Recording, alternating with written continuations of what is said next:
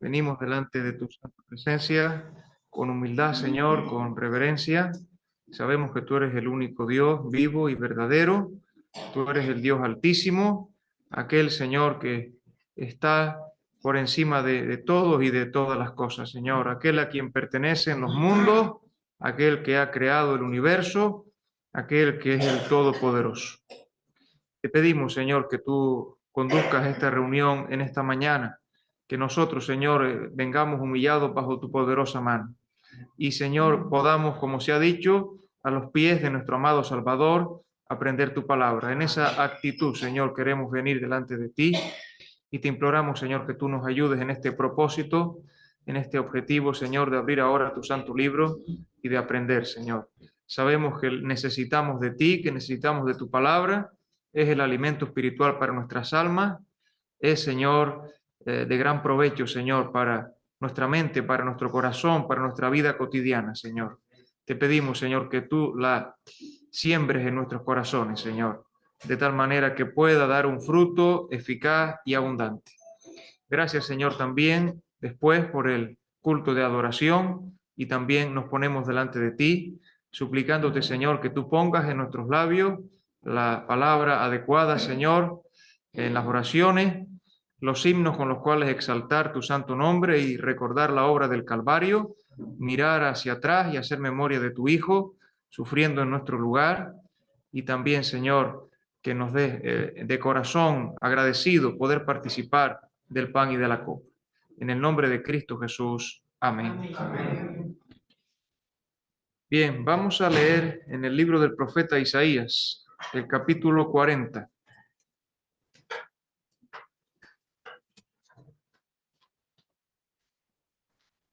Lo que quisiera compartir con ustedes sería una continuación del estudio de la semana pasada, aunque quizá hoy más bien sea más un pensamiento en sí que un estudio.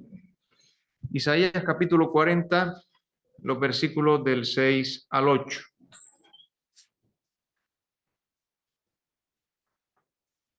Isaías 40, versículos del 6 al 8. Dice así la palabra del Señor: voz que decía, da voces. Y yo respondí, ¿qué tengo que decir a voces? Que toda carne es hierba, y toda su gloria como flor del campo. La hierba se seca y la flor se marchita, porque el viento de Jehová sopló en ella. Ciertamente como hierba es el pueblo. Sécase la hierba, marchítase la flor, mas la palabra del Dios nuestro permanece para siempre. Ahora, primera de Pedro, capítulo 1.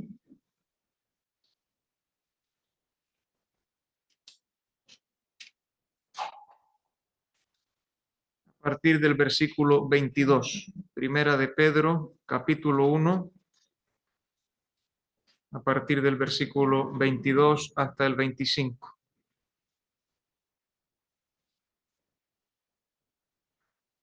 Aquí vamos a encontrar una referencia en el Nuevo Testamento a esas palabras del profeta Isaías.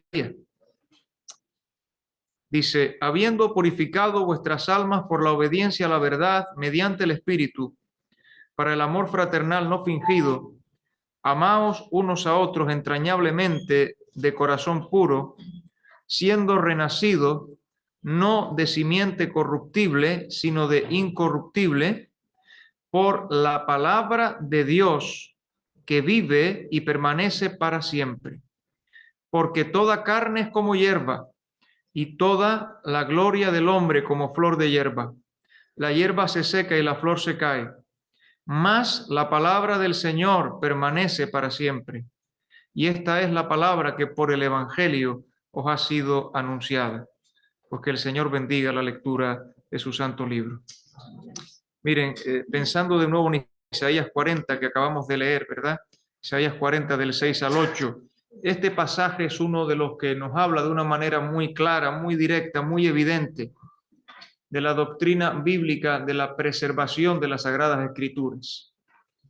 Tal cosa es una doctrina bíblica, no es una suposición, no es una hipótesis, no es un pensamiento que ha surgido en el corazón de alguien en particular, sino es parte de la misma revelación bíblica, la preservación de las Escrituras. Hemos leído: la palabra del Dios nuestro permanece para siempre. La doctrina bíblica de la preservación del libro de Dios. Y aquí en el profeta Isaías capítulo 40, el versículo 6, vemos cómo se habla de ello, eh, contraponiéndolo a lo efímero de la existencia humana, algo que es absolutamente contrario con esa permanencia. Los seres humanos, sin embargo, vamos a pasar, vamos a quedar atrás. Si miramos hacia atrás en el tiempo, a veces uno piensa en figuras históricas del siglo XVIII, del siglo XIX, de principios del siglo XX, y uno puede ver que aún los hombres más importantes, más poderosos, más encumbrados, más han pasado, han quedado atrás, no han podido permanecer. Y la Escritura dice que el hombre así es como la hierba que se seca y la flor que se marchita, y que el viento de Jehová sopló y cae y ya no está en su lugar. Sin embargo, dice que al contrario de eso, que nos fijemos que al contrario de eso, la palabra de Dios permanece para siempre. Ahora, llamó mi atención, quizá porque no me había fijado antes, que el versículo 6 comienza diciendo: voz que decía, da voces. Parece que este es un mensaje que hay que decirlo con firmeza, que hay que decirlo con autoridad, que hay que decirlo para que se escuche bien lejos y cuantos más lo sepan. Este es un mensaje de parte de Dios y es un mensaje que hay que recalcar con fuerza, quizá como en otros pasajes bíblicos, con voz de trompeta. Es una predicación que tenemos que decir. Todas las cosas humanas son temporales, pero las promesas y la palabra de Dios es firme y permanece para siempre. Estas palabras ofrecen una seguridad completa en la confiabilidad, estabilidad y naturaleza divina de la palabra de Dios. Porque así como Dios mismo, que es el autor de la palabra, permanece para siempre, la palabra que viene de Dios no puede perderse, no puede desaparecer, no puede quitarse, va a subsistir por los siglos y por las edades. Lo dice aquí: la palabra del Dios nuestro permanece para siempre. Da voces, dilo, anúncialo, que se escuche con toda claridad. William Kelly escribió, muchos le conocemos, fue uno de los pioneros del movimiento de los hermanos. Ahora que se acerca el fin, necesitamos en gran manera sencillez para confiar en la palabra de Dios. Habrá dificultades, pero en realidad es más segura que el cielo y la tierra. Miren por favor Mateo 24, versículo 35. Habrá dificultades, pero en realidad es más segura que el cielo y la tierra. Ahora que se acerca el fin, necesitamos en gran manera sencillez para confiar en la palabra de Dios. Mateo 24, 35.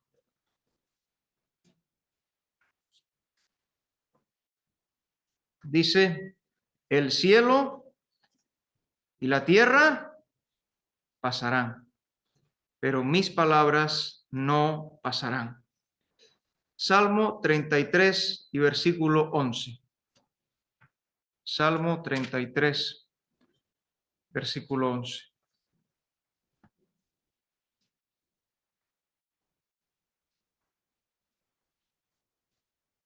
Y aquí las dos palabras que aparecen, consejo y pensamiento, podemos aplicarlas al libro de Dios, a la palabra de Dios.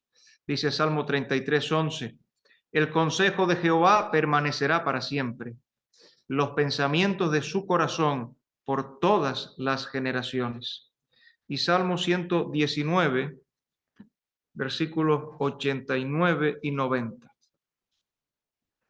Salmo 119, 89 y 90.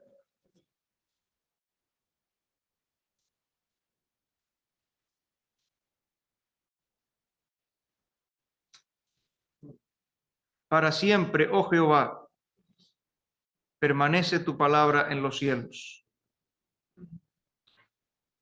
De generación en generación es tu fidelidad. Tú afirmaste la tierra y subsiste. Leía o me acordaba del himno 596, creo que no se conoce, pero es un himno que tiene 4 estrofas y cada estrofa es un versículo del Salmo 119. Entonces hay una estrofa que habla del versículo 89 que acabamos de leer y dice así: llenará el tiempo su curso entrando en la eternidad, y tu palabra en el cielo siempre inmutable será. Así que, hermanos, debemos esto tenerlo muy claro, muy presente y no olvidarlo. Dios nos ha dado la revelación no solo de su palabra, sino de que su palabra permanece para siempre, la preservación de las Escrituras. Ahora, sabemos, no ignoramos, tenemos en cuenta que hay ciertas oleadas, ciertos empujes, ciertas filosofías que afirman todo lo contrario y vienen dados muchas veces bajo este pretexto. Miren, lo he llamado así: la preservación bíblica cuestionada por los mejores manuscritos. Vayan por favor conmigo a Marcos capítulo 16. Marcos capítulo 16.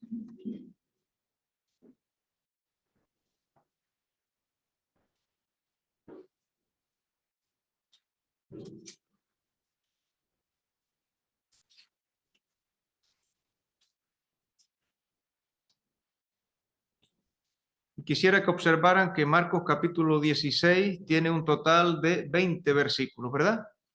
Estamos en Marcos 16. Hablándose de que el Señor aparece a María Magdalena, que aparece a 2 de sus discípulos, que comisiona a los apóstoles y que asciende arriba al cielo. Ahora, dice en la Nueva Versión Internacional: los manuscritos más antiguos y otros testimonios de la antigüedad, que se refieren a uno más, los manuscritos más antiguos veremos que son 2, y ahora veremos esa antigüedad en qué consiste, ¿vale? Pero dice, los manuscritos más antiguos y otros testimonios de la antigüedad no incluyen Marcos 16 del 9 al 20. Nueva traducción viviente. Los manuscritos más antiguos y confiables del Evangelio de Marcos terminan aquí en el versículo 8. La palabra, que es otra traducción. Según el testimonio de varios manuscritos, y aquí nos dan el nombre, entre ellos Sinaítico y Vaticano, considerados por los expertos como los más antiguos y mejores, el Evangelio original de Marcos, no sé si notamos esa expresión, el Evangelio original de Marcos, terminaría en Marcos 16:8. Entonces, si hubo un Evangelio original de Marcos y nosotros tenemos otro Evangelio de Marcos, eso implica que la palabra de Dios, de alguna manera, no nos ha permanecido, sino que la palabra de Dios, dicen ellos, fue alterada. Y dicen ellos aún que la palabra de Dios fue modificada por los cristianos. Que eso es un punto que no podemos olvidar. ¿Quiénes fueron los que ampliaron el Evangelio de Marcos 16, por poner un ejemplo sencillo? Los cristianos, los escribas cristianos, en cierto momento, por ciertas cuestiones, decidieron que era bueno, porque les parecía que terminaba muy corto, era bueno ampliar un poco más el Evangelio de Marcos, y por lo tanto los versículos del 9 al 20 no son parte del texto bíblico. El texto bíblico fue alterado y por los cristianos, cuidado, que quede claro. Ese es un punto que no podemos nosotros dejar de tener en cuenta. Como si los cristianos no hubieran leído en Apocalipsis 22 una prohibición clara que Dios mismo dice acerca de aquellos que le quiten o que le añadan a su palabra. O lo hubieran leído en el libro de Proverbios que dice no añadas a sus palabras para que sean mentirosos. Ahora, hemos de hablar un poco de esto que llaman los mejores manuscritos, o a veces los más antiguos, o a veces dicen los más confiables, o a veces dicen los mejores. O a veces dicen los neutros. Los neutros. Bueno, ¿a qué responde eso? Responde a la evaluación de Westcott y Hort. Recuerden que la semana pasada nada más dimos unas notas muy introductorias sobre Westcott y Hort, quienes establecieron que Sinaítico y Vaticano son los dos mejores manuscritos de la transmisión textual del Nuevo Testamento, Westcott y Hort. Hasta que Westcott y Hort emiten ese juicio, no eran tenidos por tales, ni eran considerados como los mejores, ni los más confiables, ni todas estas cosas que ellos dicen. Ahora, vamos a pensar por un momento en algunas características de esos dos manuscritos, digo Sinaítico y Vaticano. En primer lugar, hemos de decir que se trata de manuscritos corruptos. ¿Por qué? Miren, por ejemplo, el Vaticano está lleno de omisiones, le faltan trozos, palabras. En los evangelios omite, es decir, no tiene unas 4.000 palabras, añade unas 1.000 y cambia de lugar o altera otras 3.000. Además, contiene 1.000 lecturas que no aparecen en otros manuscritos. Y se debe decir que 9 de cada 10 modificaciones introducidas en el texto griego del Nuevo Testamento y que luego aparecen en las versiones modernas de la Biblia proceden del manuscrito Vaticano. Número 2. Acabo de decir que Vaticano y que Sinaí mejores, ¿verdad? Bueno, se trata de manuscritos disidentes con el resto, pero también disidentes entre ellos mismos. No solamente no coinciden con el texto mayoritario, que son más de 5.000 manuscritos griegos antiguos del Nuevo Testamento, sino que no coinciden el uno con el otro. Por favor, miren conmigo Marcos 14:56, estamos cerca aquí. Marcos 14:56, son dos testigos que no coinciden el uno con el otro. Marcos 14:56, dice 14 y versículo 56. Aquí es el Señor Jesús en aquella parodia de juicio que hubo de sufrir antes de su crucifixión. Dice, porque muchos decían falso testimonio contra él, mas sus testimonios no concordaban. Un momento. Había testimonios que no eran concordantes. Eso es lo mismo que pasa con estos dos manuscritos. Entre ellos dos, no solo con respecto del texto mayoritario, sino entre ellos dos son discordantes, no concordantes. ¿Qué dice el versículo cuando tenemos testigos no concordantes? Que el testimonio es falso. Entonces, ¿por qué le vamos a dar credibilidad? En este caso, la Escritura dice falso testimonio, testimonio no concordante. Uno de los principales defensores del texto mayoritario, si queremos del texto recibido, que se llamaba Burgon, dijo que era más fácil encontrar dos versículos consecutivos en Sinaítico y Vaticano que no estuvieran de acuerdo que encontrar dos que lo fuesen. Eso es un quebradero de cabeza. Un investigador llamado Hoskier hizo un cálculo y dijo, solamente en los evangelios entre sí presentan unas 3.036 diferencias, Sinaítico y Vaticano uno con el otro. Sin embargo, cuando se afronta el estudio del texto mayoritario, se encuentra que la coincidencia es del 99,99%. Y que las diferencias, que es cierto que hay diferencias, son diferencias debidas al cansancio, son diferencias debidas a la fatiga, no son cambios que afecten ni a la doctrina, ni que afecten a la fe, ni son modificaciones intencionadas. Se nota, se evidencia, se comprueba que son simplemente errores de copia. Y esto es importante porque en tercer lugar hemos de decir que Sinaítico y Vaticano pertenecen a una familia textual que se llama bizantina, perdón, que se llama alejandrina. Hermano Pablo estaba ya a punto de corregirme, gracias. Alejandrina. Y tenemos que decir de estas dos familias, bizantina y alejandrina, de la alejandrina que en Egipto se desarrollaron y florecieron diferentes herejías. Y que además por escritos antiguos sabemos que hubo falsos maestros que entre sus estrategias de falsa enseñanza redujeron o extrajeron o quitaron de copias de la Biblia aquellas expresiones, aquellos fragmentos, aquellos trozos que a ellos les molestaban. ¿Qué cosa? Pertenecen a la familia sinaítica. Y nosotros cuando vemos eso que falta, eso que está cambiado, eso que está modificado, nos damos cuenta que atiende a un patrón planificado, que atiende a un patrón claro como tratamos de explicar con algunos ejemplos la semana anterior, a la persona de Cristo, a la obra de Cristo. Podríamos hablar también a la resurrección de Cristo, podríamos hablar también de la segunda venida de Cristo, podríamos hablar del infierno y de la primera también de las profecías.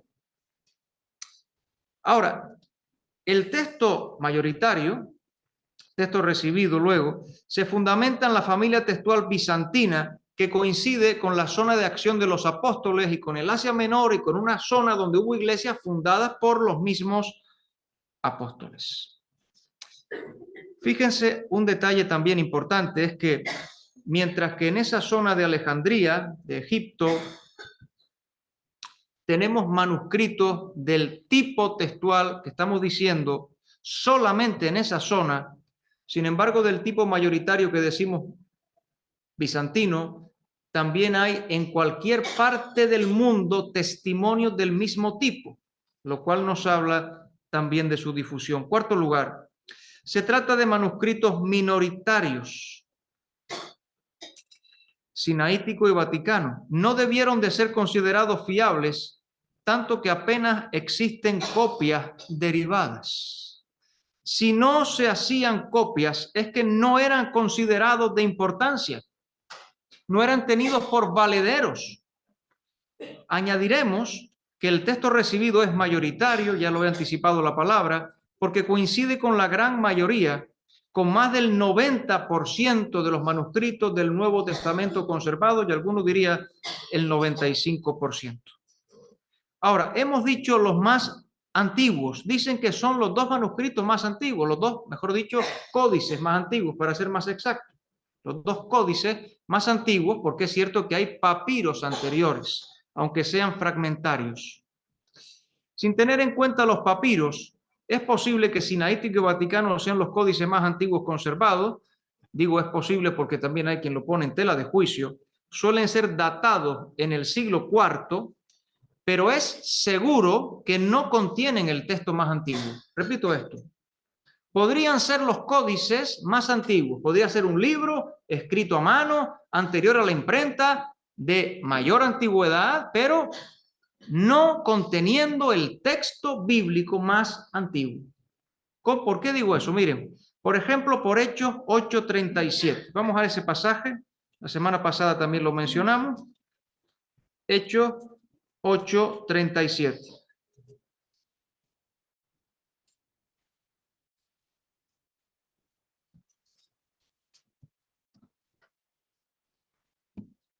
Donde dice: Felipe dijo, si crees de todo corazón, bien puede. Y respondiendo dijo, creo que Jesucristo es el Hijo de Dios. Este es uno de los versículos que se suprimen basándose en estos manuscritos, que se quitan de las Biblias de traducción moderna. Sin embargo, y esto me lo hacía llegar también el hermano Pablo esta semana, que le agradezco su muy valiosa colaboración. En el siglo II, Ireneo, en dos ocasiones en su comentario titulado Contra las herejías, cita parte de Hechos 8:37 y explica Hechos 8:37. ¿Digo en qué siglo? En el siglo II. Si es cierto, si lo fuera, vamos a darlo por válido, que manuscritos sinaítico y vaticano son del siglo IV, Ireneo 2 siglos antes está citando un versículo que falta en esos códices. Por lo tanto, no podemos decir que ahí tenemos el texto más antiguo. Ahí no se encuentra el texto más antiguo. Ireneo lo cita 2 veces. Luego, en el siglo III, Cipriano también de nuevo habla de ese versículo en su obra de los testimonios.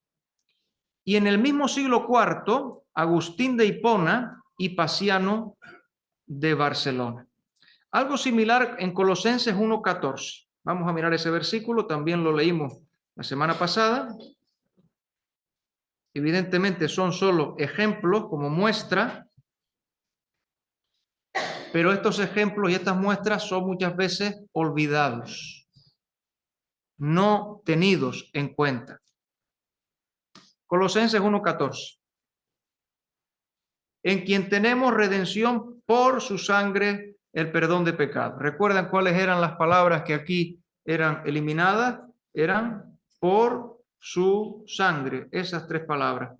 Pues de nuevo, Ireneo, en el siglo II, enseñanza de las cartas de Pablo, él cita este versículo y aparecen exactamente esas tres palabras, por su sangre, que nosotros, por tanto, vemos testimoniadas 2 siglos antes. El manuscrito más antiguo de todo es el autógrafo, el original, pero ese ya no existe. Escribe un hermano que trata de esta cuestión que se llama Robinson. La edad de un manuscrito no necesariamente refleja la edad de su texto. Y puede ocurrir que los manuscritos tardíos pueden preservar un texto más antiguo que el de otros testigos más antiguos. El concepto de más antiguo es mejor, se basa en una falacia. Solamente establece la existencia de que en esa fecha, en nuestro caso, en el siglo IV, existía una cierta lectura. No que esa sea la lectura correcta, añado yo. Las lecturas minoritarias que no dejan rastro constante a lo largo de la historia transmisional no deberían ser tomadas en cuenta, no deben recibir alta credibilidad, no son más auténticas por el solo hecho de que aparecieron en uno o unos pocos testigos antiguos. Por eso la conclusión a la que llega un cierto hermano, y yo coincido con él, que escuchaba en estos días, es que Sinaítico y Vaticano tienen un texto posterior y por tanto tardío comparativamente hablando. Por tanto, cuando ustedes toman la Nueva Versión Internacional o la Palabra o la Biblia textual o la que sea y vean los manuscritos más antiguos, cuidado, porque los manuscritos más antiguos son Sinaítico y Vaticano y tienen un texto tardío, por mucho que ahí diga manuscritos más antiguos. Pero hay dos criterios que fueron establecidos por Westcott y Hort y que se mantienen hasta el día de hoy. Westcott y Hort luego tuvieron unos continuadores que fueron Nestlé, Nestlé padre y Nestlé hijo, y Allan, y luego algunos más, pero nombro Nestlé y Allan porque el Nuevo Testamento crítico que se emplea hasta el día de hoy lleva el nombre de Nestlé Allan, lleva esos dos nombres, aunque van por 28 ediciones y cada edición es diferente de la otra. Porque, claro, como Sinaítico y Vaticano, que es la base principal, no coinciden, ¿qué ponemos en este versículo? Muy sencillo, tenemos un comité de traducción que se reúne. ¿Y quién está a favor de que en este versículo sigamos Sinaítico y Vaticano? Y por una votación se decide. Y a veces ustedes miran y verán que hay un mismo versículo, estoy pensando en un versículo, que en una ocasión le quitaron la mitad del versículo aproximadamente, o quizá el 25% del versículo. Estoy pensando en Marcos 1:1. Le quitaron un 25% del versículo. En una edición de ese Nuevo Testamento crítico, griego. En la siguiente edición lo pusieron entre corchetes, que corchetes quiere decir no estamos seguros del texto. Entre corchetes, no paréntesis, corchetes. Quiere decir no estamos seguros del texto y ponemos los corchetes para compartir contigo mi inseguridad acerca del texto bíblico. Porque poner corchetes en el texto sagrado es decir que sepas que no estamos seguros de que esto es Biblia. Así que yo te comparto mi inseguridad. Te la hago saber, con gran generosidad, por cierto. Y ese mismo versículo, Marcos 1, que le quitan ese 25%, que luego lo ponen entre corchetes, en otra edición le han puesto ese 25% y un 5% más, porque no sé dónde se encontraron otro trocito más. Y ustedes miran 4 o 5 Biblias modernas y verán que Marcos 1:1 puede tener hasta 3 o 4 lecturas diferentes, el mismo versículo, dependiendo de qué edición del testamento este crítico que estoy diciendo, y la conclusión se llega por votación, no hay más criterio que ese. Porque nuestros manuscritos más antiguos son estos y decidiremos cuál seguimos ahora, cuál seguimos después, o si no estamos seguros que seguir ninguno de los dos, pongo los corchetes. No sé si me estoy explicando, lo estoy intentando por lo menos, ¿vale? Con la mayor sencillez. Pero digo que vamos a mirar dos argumentos que vienen de Westcott y Hort y que se mantienen hasta el día de hoy. El primero tiene que ver con la calidad, ¿Cómo sabemos nosotros que estos son los mejores manuscritos? Ya hemos dicho lo de los más antiguos. Pueden ser los más antiguos, pero el texto es más tardío. Ahora, ¿cómo sabemos que son los mejores manuscritos? Porque a veces la notita a pie de página dice los mejores manuscritos. Y uno sinceramente cuando le dicen los mejores manuscritos tiende a pensar que será verdad, porque quien ha puesto eso lo ha puesto sabiendo lo que dice. Y yo pienso, bueno, pues son los mejores manuscritos, me quedo calmado, me quedo tranquilo, me quedo confiado, pero cuidado porque esas inserta la palabra del hombre en medio de la palabra de Dios. La Biblia debería publicarse sin notas ni comentarios. La palabra del hombre no tiene que estar en medio de la palabra de Dios. Cuidado, porque parece que eso está pontificado y la persona tiende a pensar que eso es casi tan autoritativo como el texto bíblico, y eso es una opinión humana. Entonces, el primero digo es la calidad. ¿Cómo sabemos la calidad del manuscrito? Miren, Juan capítulo 5, versículo 4. Juan 5, versículo 4.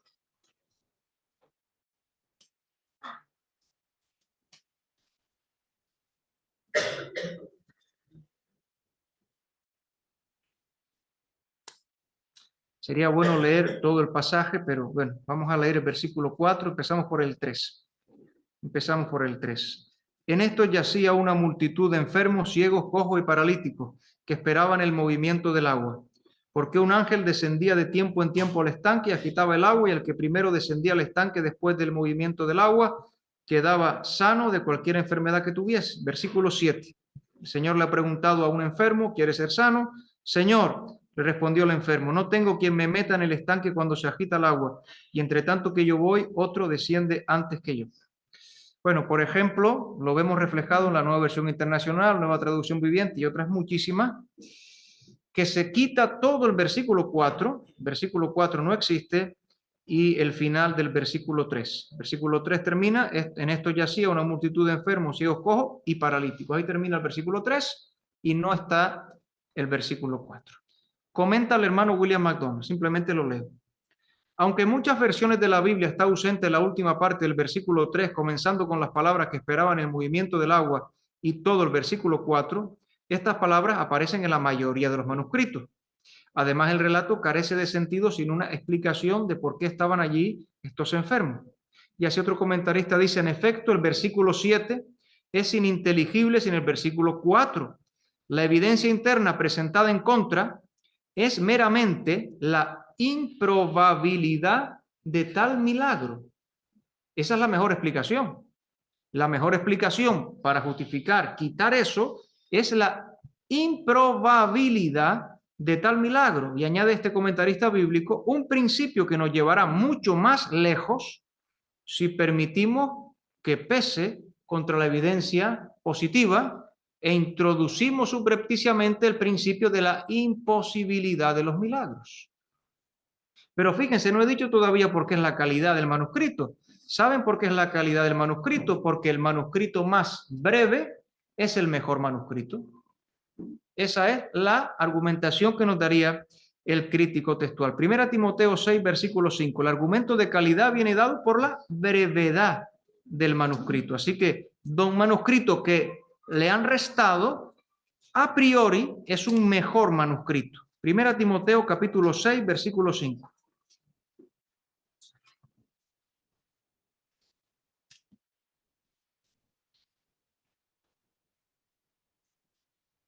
Podemos leer del versículo 3, aunque lo que tenemos que destacar está en el versículo 5. Primera Timoteo 6:3. Si alguno enseña otra cosa, estamos con los falsos maestros, y no se conforma a las sanas palabras de nuestro Señor Jesucristo y a la doctrina que es conforme a la piedad, está envanecido, nada sabe y delira acerca de cuestiones y contiendas de palabras de las cuales nacen envidias, pleitos, blasfemias, malas sospechas, disputas necias de hombres corruptos de entendimiento y privados de la verdad, que toman la piedad como fuente de ganancia. Y yo les diría que la mayoría de las Biblias hoy terminan ahí el versículo. Por tanto, es un mejor manuscrito aquel en el que falte de ese versículo. Ahora, noten que falta del versículo, si no lo leo. ¿Qué dice? Apártate de los tales. Y me querrán decir ustedes que no hay ninguna intencionalidad en quitar esas palabras. Pero el argumento es, si es más breve, es mejor. Así que, por lo tanto, Vaticano y Sinaítico, que son manuscritos a los cuales les falta miles de citas bíblicas, por esa ausencia de texto bíblico, son considerados manuscritos mejores. Argumentos que cumplen con el requisito de la calidad por su brevedad.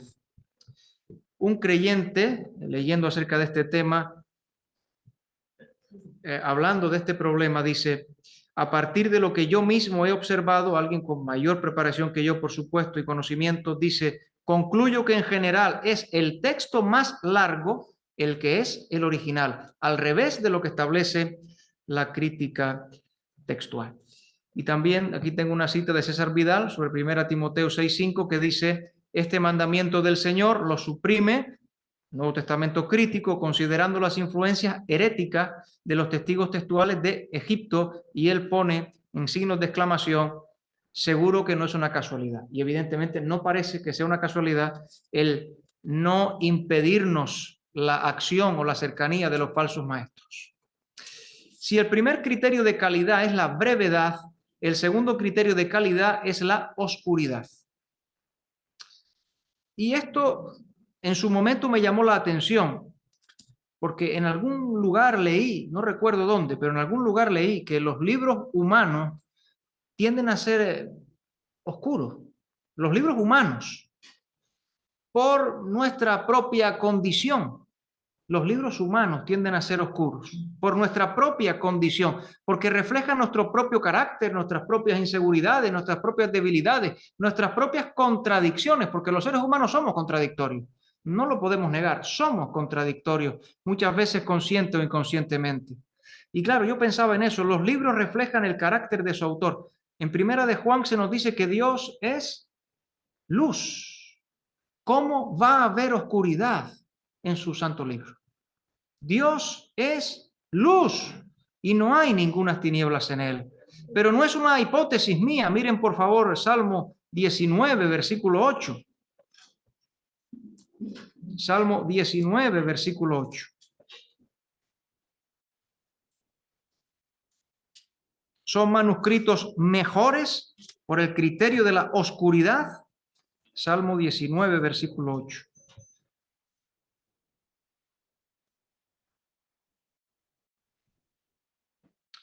Dice: los mandamientos de Jehová son rectos que alegran el corazón, y el precepto de Jehová es puro. ¿Qué? Dice ahora: alumbra los ojos. 119 y 105. Salmo 119 y versículo 105.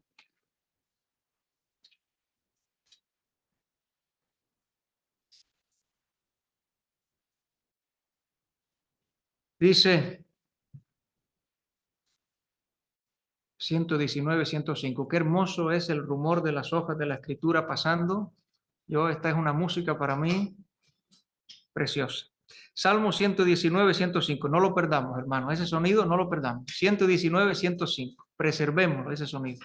119, 105. Lámpara es a mis pies tu palabra y lumbrera a mi camino. Versículo 130. La exposición de tus palabras, ¿qué dice? Alumbra, hace entender a lo simple. Y una cita más, segunda de Pedro 1, versículo 19.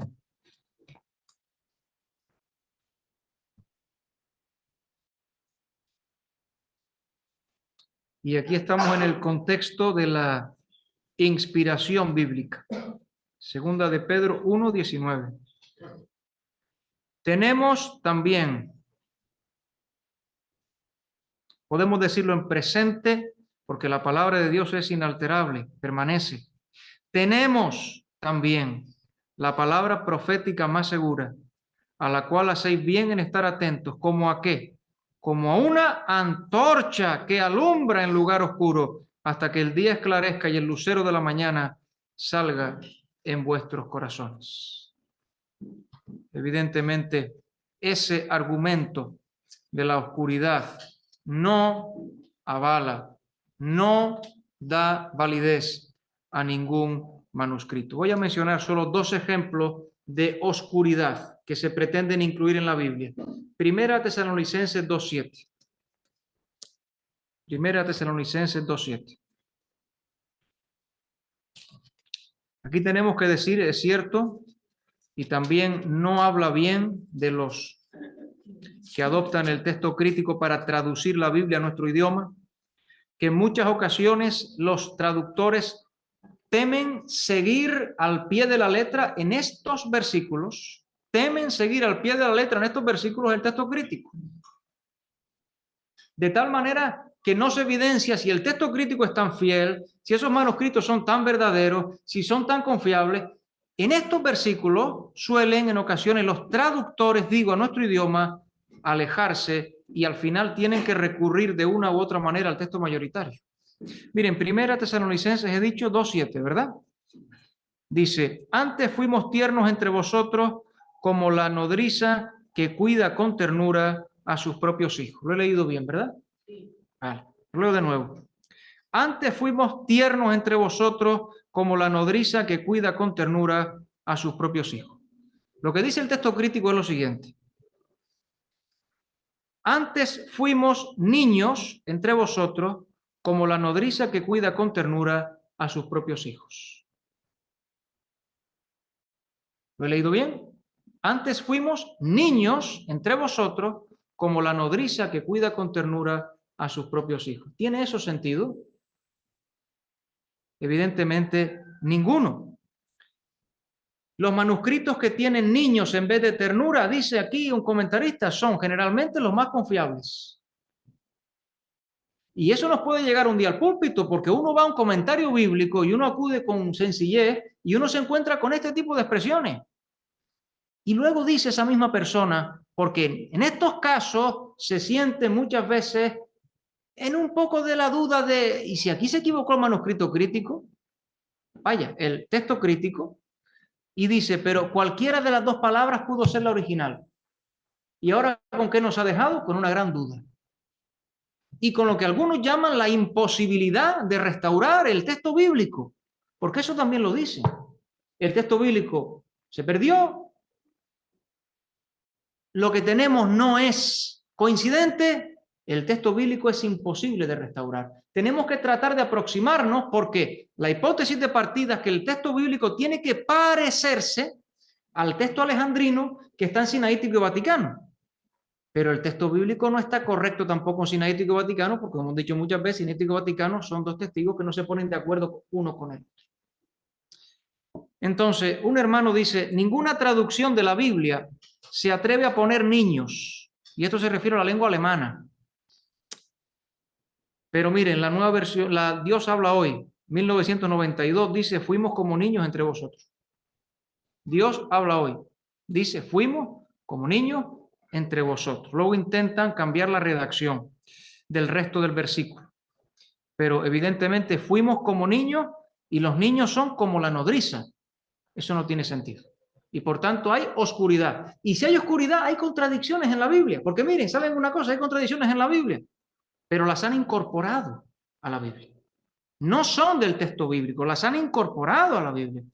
Y aquí tengo la nueva traducción viviente que hace algo tan extraño como poner dos posibilidades textuales en el mismo versículo. Miren lo que hace. Dice, fuimos como niños entre ustedes, o bien, que ese o bien no está en ningún sitio, ¿verdad que no? O bien fuimos como una madre que alimenta o cuida a sus propios hijos. Eso dice la nueva traducción viviente. Fuimos como niños entre ustedes, o bien fuimos como una madre que alimenta o cuida a sus propios hijos. O bien no está en ningún sitio.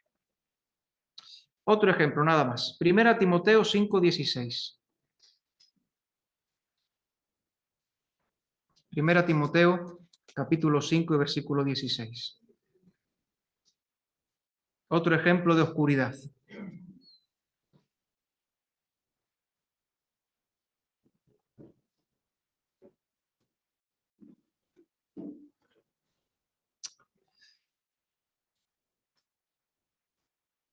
Voy a leer la Biblia de las Américas. Y ustedes, por favor, lean en su Biblia. A ver si ven la oscuridad introducida. El criterio de oscuridad. Dice la primera parte del versículo, nada más que fue la que yo copié. Si alguna creyente tiene viudas, añaden la familia, pero eso no me refiero. Si alguna creyente tiene viudas en la familia, que las mantenga.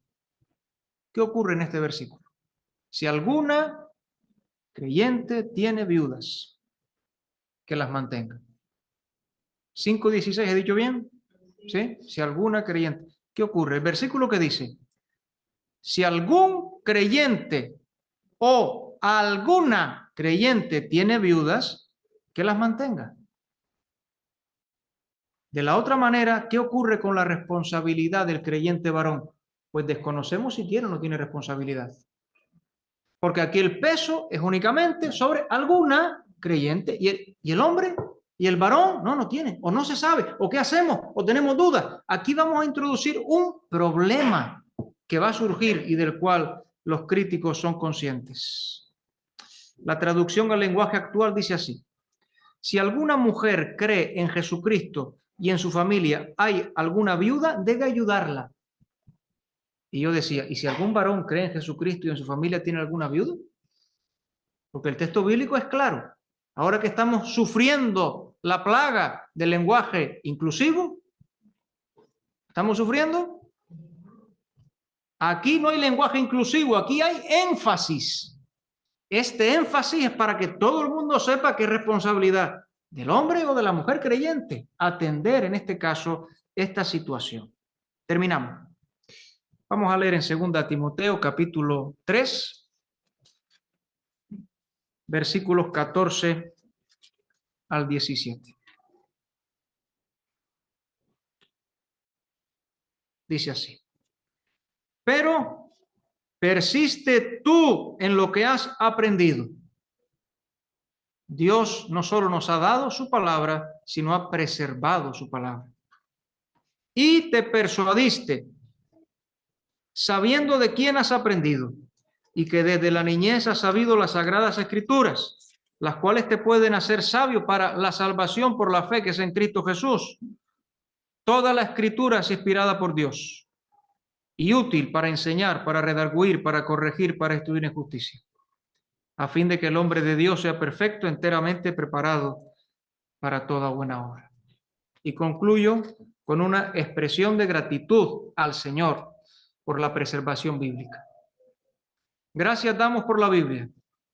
Tu palabra es, Señor, inspiraste al salmista y al santo historiador, el profeta y el apóstol desde la antigüedad.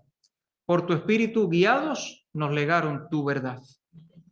Gracias damos por la Biblia y por esa multitud de escribas abnegados que con gran exactitud, a través de muchos siglos, aún en gran persecución, cada letra preservaron para nuestra bendición. Gracias damos por la Biblia y por cada traductor que la ha hecho entendible al oyente y lector, y por los que la publican y el ejército mundial que trabaja esparciendo tu palabra eterna. Gracias damos por la Biblia. Tu palabra es, Señor, la tenemos al alcance, tu mensaje de amor. Oh, ayúdanos, pedimos, a leerla con afán y a cumplirla diariamente. Sus preceptos vida dan. Que el Señor nos bendiga con su palabra. Amén.